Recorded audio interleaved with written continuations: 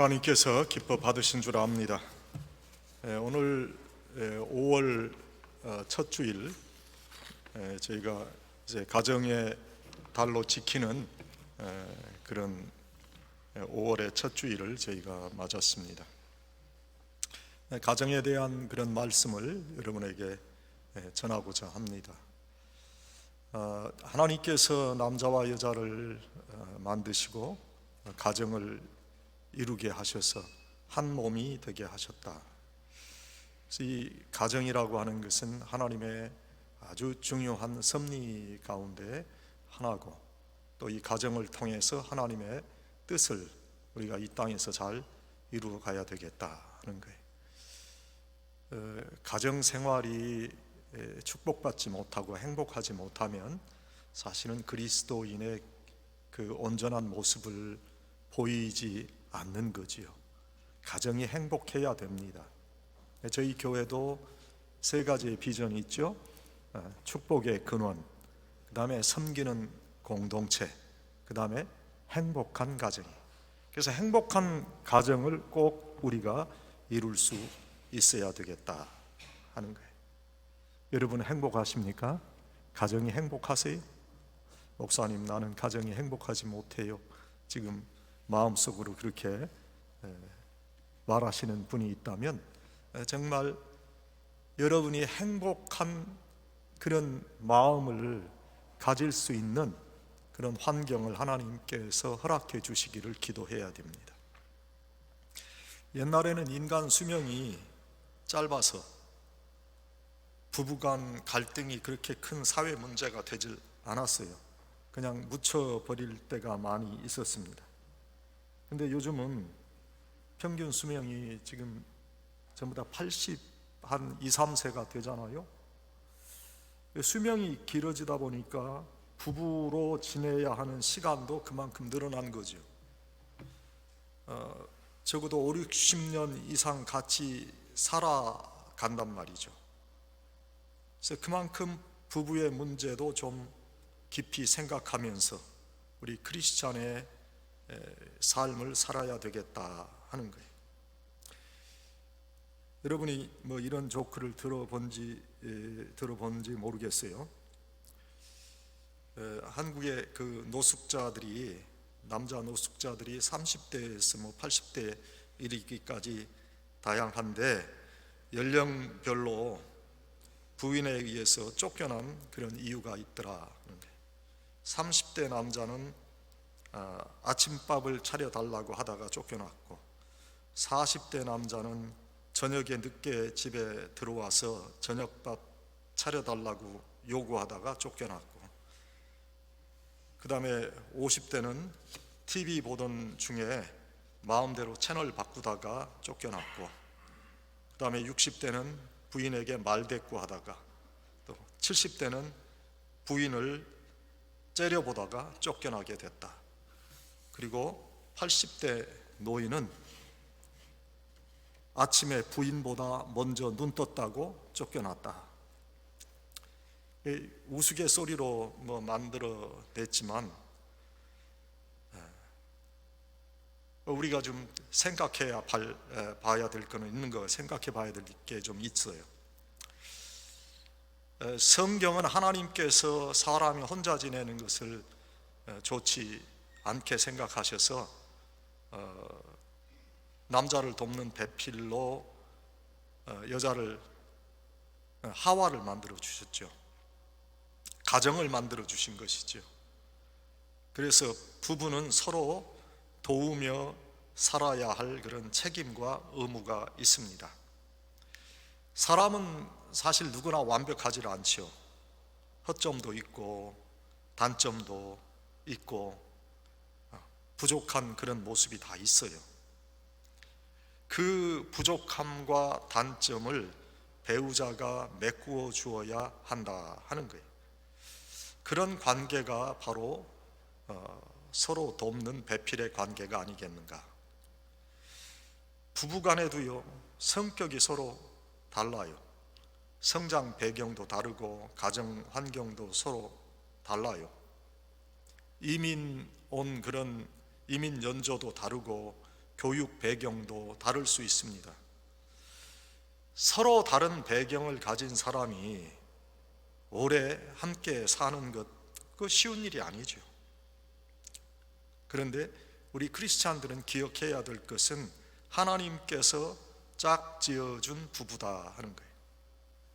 그래서 서로 돕는 배필로 우리가 살아간다면 행복한 가정을 이룰 수 있을 겁니다. 부부간에는요, 서로 간에 열린 귀를 가지고 잘 들어줘야 돼요.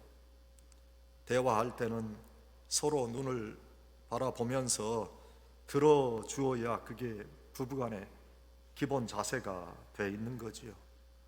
무시하고 가치 없는 그런 말이라고 생각하고 그렇게 경시하면 거기서부터 부부 관계는 문제가 생기기 시작하는 거예요. 바라기는 정말 부부간에 좋은 관계들을 가져갈 수 있기를 바라는 거지요. 자녀와의 관계도 똑같습니다. 우리가 자녀들을 교육하는 것 굉장히 중요한 거 아니에요? 그래서 살아가는 존재 이유가 뭐냐 그렇게 물으면 신앙이 훌륭하신 분들은 나는 하나님을 위해서 삽니다. 하나님 영광 위해서 삽니다. 영적 가치와 복음을 위해서 삽니다. 그렇게 말하지만 대부분 남편을 위해서 삽니다. 아내를 위해서 삽니다. 자녀를 위해서 삽니다. 그렇게 말하는 분들이 많이 있어요. 그만큼 자녀를 사랑한다는 거지. 그래서 자녀 교육을 위해서는 무리가 될 만큼 희생해도 그걸 희생이라고 생각하지 않아요.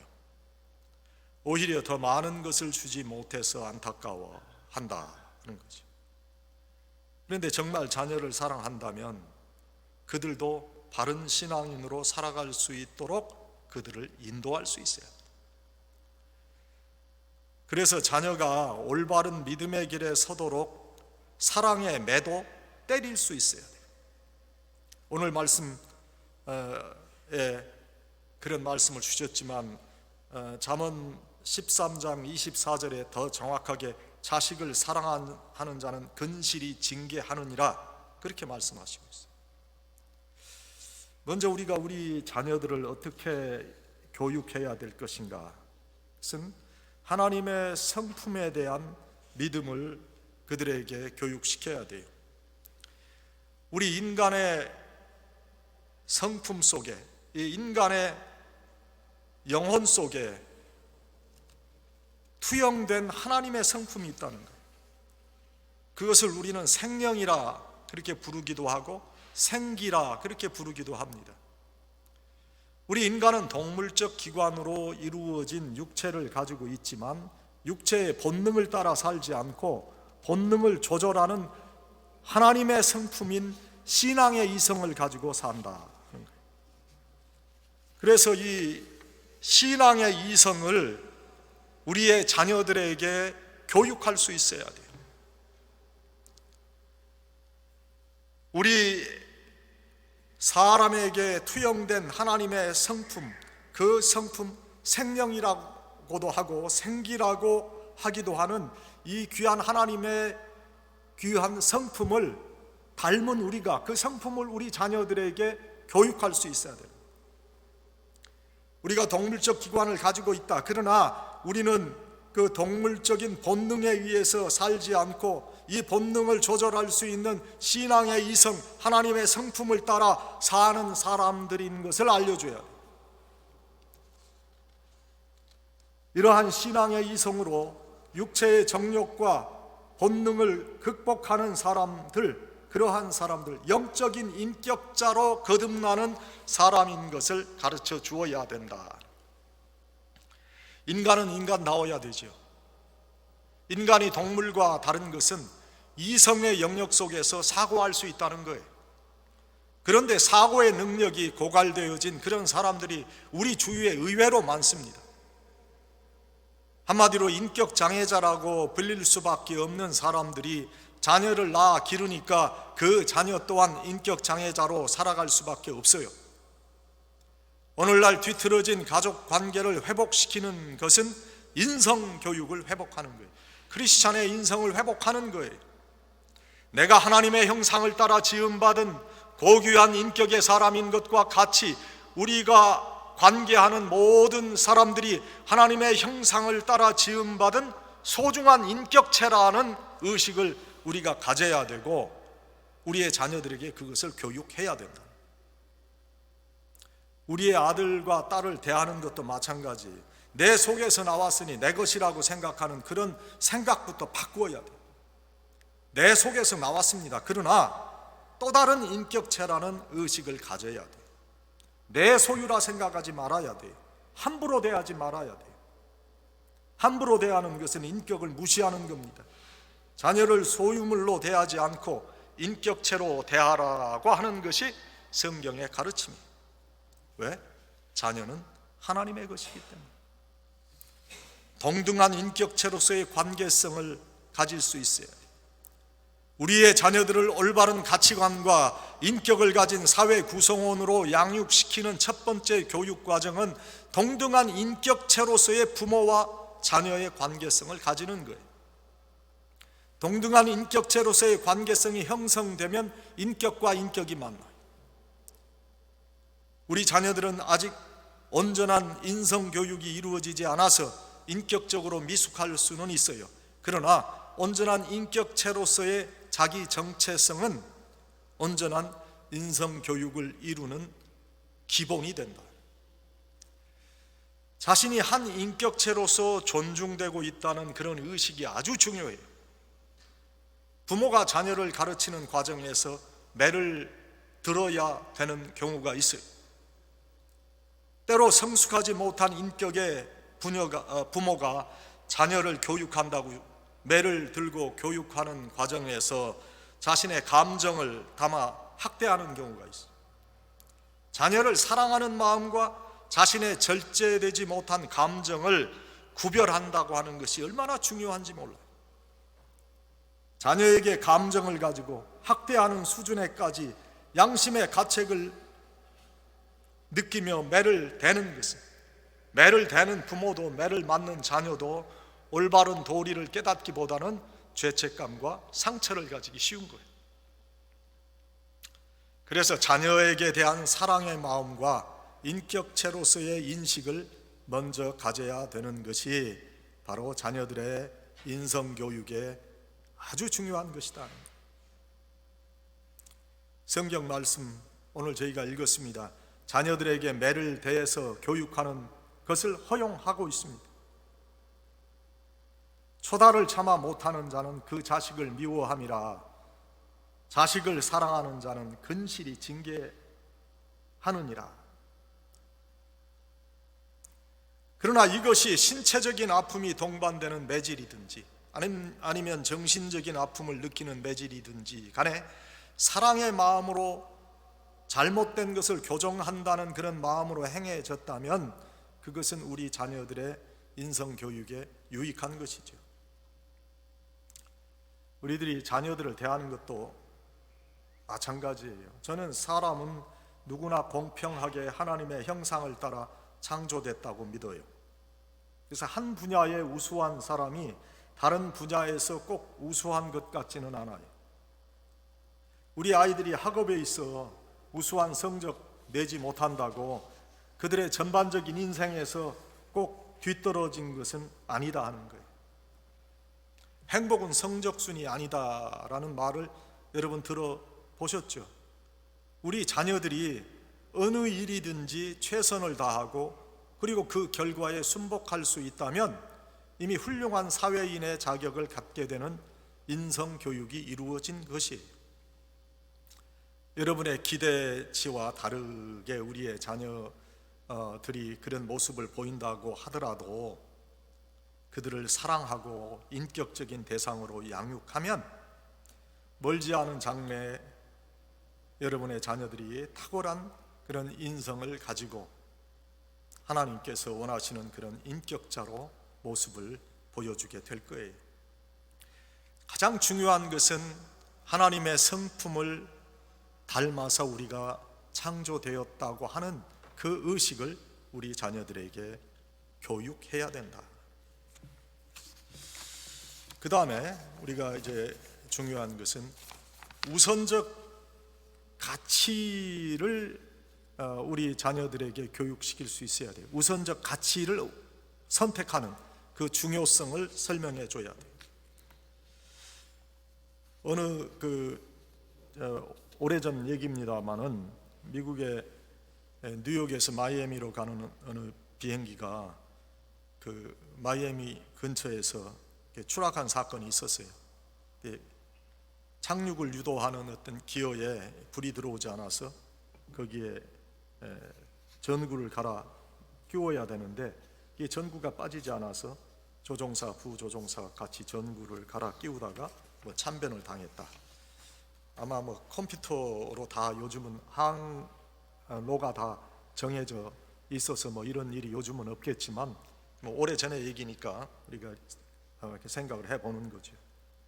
이처럼 별반 중요하지 않은 일에 매달리다가 생명까지 잃어버리는 그런 비극이 우리 인생에 있게 돼요. 사소한 일에 목숨 걸지 마세요. 인생의 중요한 목표들이 성취되지 않는 이유는 차선의 가치를 최상의 가치보다 우선하며 시간을 보내기 때문에, 우리가 사는 동안에 때를 놓치면 할 수 없는 일들이 있어요.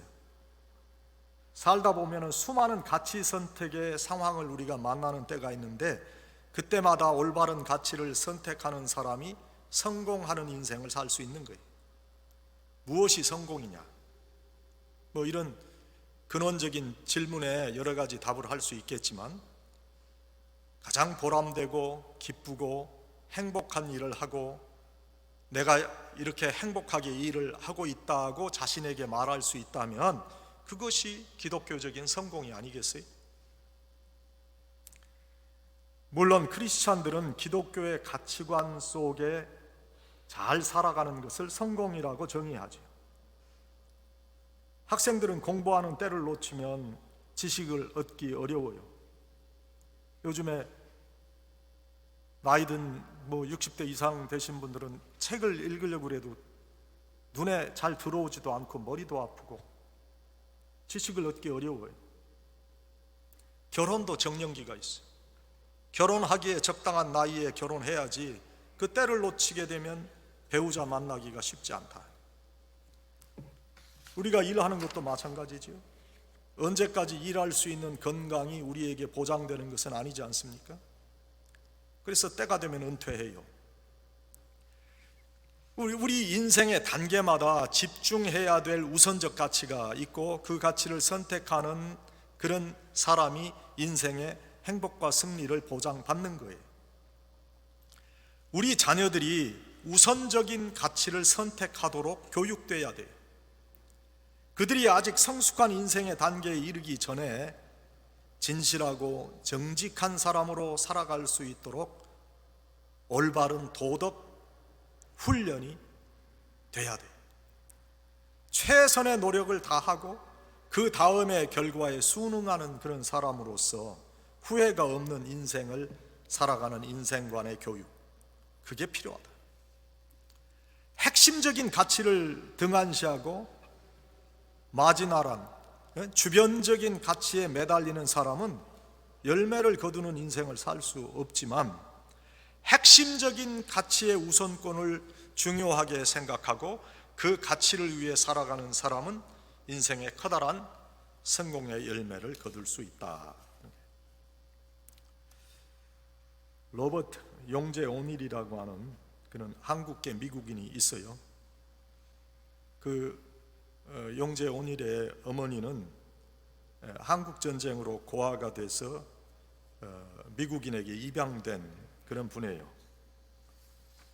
이 로버트 용재 오닐은 세계적인 명성을 얻은 비올라 연주가예요. 아버지와 떨어져 살았고 미국에 입양된 그 장애를 가진 어머니하고 함께 살았대요. 이 어머니를 입양한 그 백인 할아버지와 할머니의 교육을 받으며 성장했는데 아주 불우한 환경 속에서도 그 자신의 장래를 위한 그 할아버지 할머니의 기독교적인 교육을 잘 받았어요.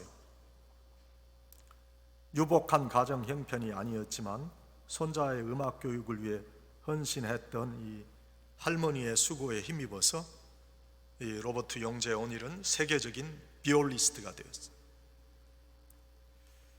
이 할머니 할아버지는 이 로버트 용재 오닐이 필요한 가장 중요한 것이 바로 음악 교육이라 생각하고 그것이 가장 우선시되어야 할 가치로 여기고 그것을 선택하고 이 로버트 용재 오닐이 공부를 할 수 있도록 그렇게 도왔어요.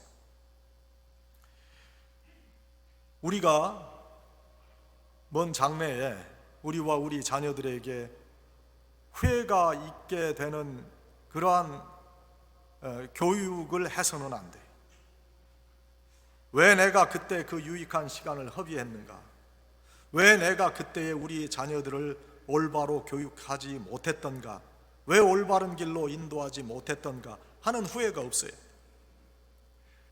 그래서 우리의 자녀들이 우선적인 가치를 선택할 수 있도록 교육해야 되는데, 우리의 자녀들을 그렇게 교육해야 되는데 무엇이 우선적인 가치인가를 알아야 되지 않겠어요?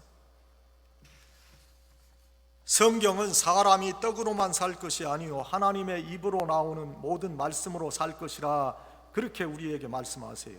마태복음 4장 4절에 있는 하나님 말씀입니다. 육체적 가치보다 영적인 가치를 우선하라고 우리에게 주시는 말씀이에요. 동물과 사람이 육체를 가지고 호흡하고 먹고 마시고 배설하지요. 모든 작용이 다 같은데 사람과 동물이 다른 거는 사람은 동물과 같이 본능에 의해서만 움직이지 않고 이 본능을 조절하는 이성에 의해서 움직인다. 동물은 본능적으로 배고픔과 아픔과 괴로움을 감지할 수 있겠지만 그러나 수치심, 모멸감, 분노, 의로움, 진실함, 정직함, 겸손함 이런 마음을 그 동물들은 가지고 있지 않죠. 사람은 수치와 모멸, 분노와 슬픔을 느끼면 본능적인 요구에 좌우되지 않습니다. 그래서 때로는 목숨을 끊는 사람들도 있어요. 동물적인 감각에 우선하는 그런 윤리적 가치를 우리 자녀들이 우선적으로 선택할 수 있도록 우리가 교육해야 돼. 동물적인 조건 반사에 따라 사는 사람들이 많은 세대를 살아갑니다마는 우리 자녀들이 우선적이고 올바른 가치를 선택할 수 있도록 우리가 기도하면서 우리의 자녀들을 양육해야 된다 하는 거예요. 그 다음에 윤리적 품행에 대한 그런 가치를 우리 자녀들에게 가르쳐야 돼요. 제가 달포 전인가요? 한국에서 일어나는 일들 요즘에는 그 스마트폰으로 잘 볼 수 있는데 어느 60대 노인이 그 지하철 안에서 그 젊은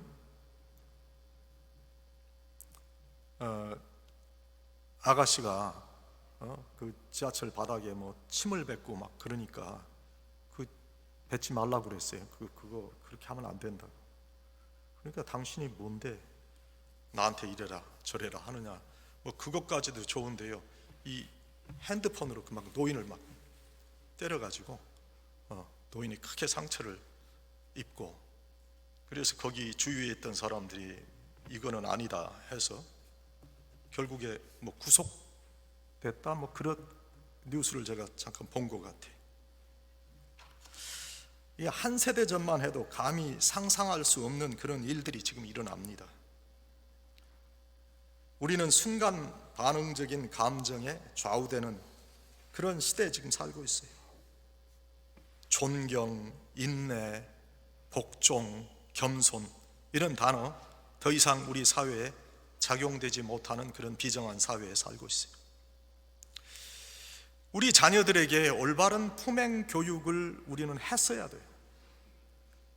공부만 열심히 시키는 것이 아니라 이런 윤리적인 교육이 있어야 되는데, 그동안 너무 우리 자녀들을 자유방임적으로 방치하고 그러는 동안에 이런 중요한 사회교육적인 가치를 상실하고 말았어요. 한 꽤 오래된 그런 제가 젊은 때 얘기인데요, 제가 우리 그 이민 교회 목회하시는 목사님, 그 목사님한테 전화를 제가 했어요. 목사님 계세요? 그때는 핸드폰이 아니라 이 집에서 하는 그런 전화, 요즘은 그런 전화 별로 우리 안 쓰잖아요. 집에 그거 전화를 목사님 계시냐고 그러니까, 전화를 받은 사람이 목사님이 아닌데 그 목사님 아들인데 한 10대 후반 정도 되는 것 같은데, 없어 그러는 거예요. 한국어를 잘 몰라서 그렇겠구나. 그래서 다시 이제 얘기를 했어요. 목사님 들어오시면 양 목사가 전화했다고 전해주세요. 그랬더니 네가 해 그런 거예요. 한국어 교육이 안 된 것이 아니고 품행 교육이 안 된 거예요. 마음에 내가 너무 불편했어요.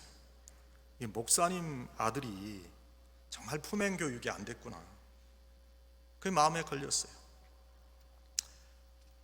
우리가 존경했던 강영우 박사님 계시잖아요. 여기 그 부인 되시는 서근옥 권사님인가 1월 달에 우리 교회 오셨죠. 그 돌아가신 강영우 박사님이 3가지 중요한 교육적 용어를 제시했어요.